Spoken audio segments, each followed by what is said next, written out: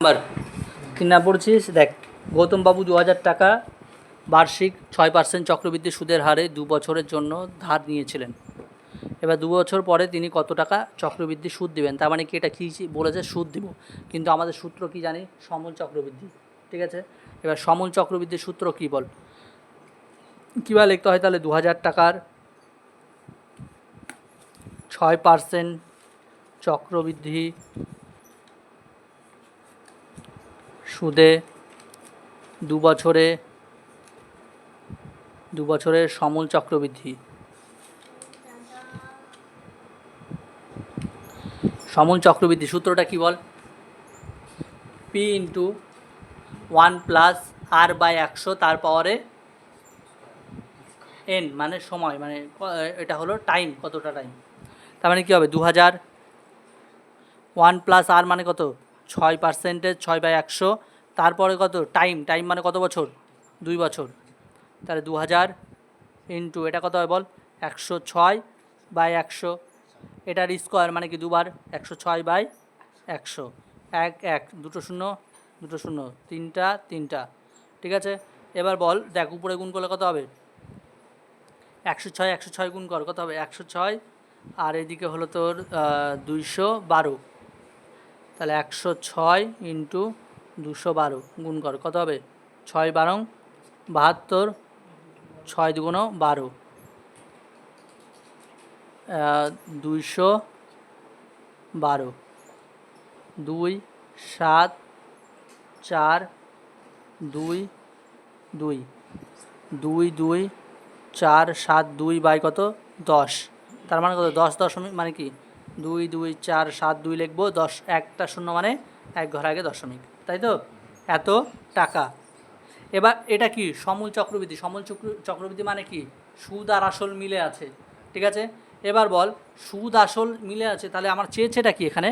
শুধু কত টাকা চক্রবৃদ্ধি সুদ দিবেন। তার মানে কি সুদ শুধু চাই। অতএব সুদ সমান কত হবে? এটা থেকে আসলটা বিয়োগ, এইটা কত? 2247.2 মাইনাস 2000, তাহলে বিয়োগ করলে কত হবে? 0.2742 এত টাকা। বোঝা গেল? দেখ 4 নাম্বার, 30,000 টাকার বার্ষিক 9% চক্রবৃদ্ধি সুদের হারে 3 বছর চক্রবৃদ্ধি সুদ কত? এটাও একই ধরনের অঙ্ক, একদম সেম টু সেম। 4 নাম্বার, তাহলে কি লিখবো? 30,000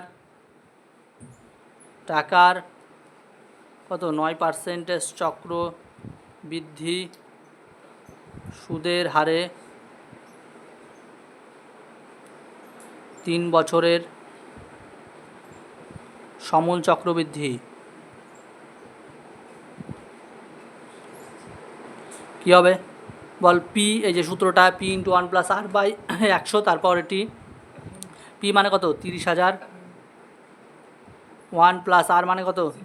9% বাই 100, তারপর কি টি মানে 3 টাইম।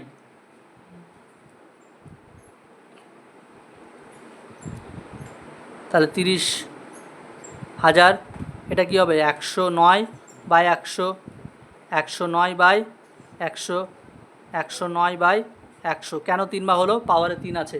ঠিক আছে, একটা দুটো শূন্য, একটা দুটো শূন্য, একটা দুটো শূন্য, একটা দুটো শূন্য।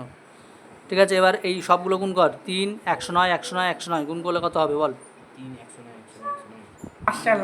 109 কত হবে? 3 8 8 5 0 8 7, ঠিক আছে, বাই কত? 100। তার মানে কত হবে? 3 8 8 8 5 0 8 7 আর দুটো শূন্য, তার মানে 2 ঘর আগে দশমিক, এত। ঠিক আছে, এবার কি এটা কি পেলাম? সমূল চক্রবৃদ্ধি পেলাম। এবার কি বলছে? আমরা কি পাবো? শুধু সুদ লিখব। ঠিক আছে, তাহলে সুদ কত হবে? 3 8 8 5 0.87 মাইনাস 30,000, তাহলে কত হবে? 0.87, তারপরে 0.588 এত টাকা। ঠিক আছে।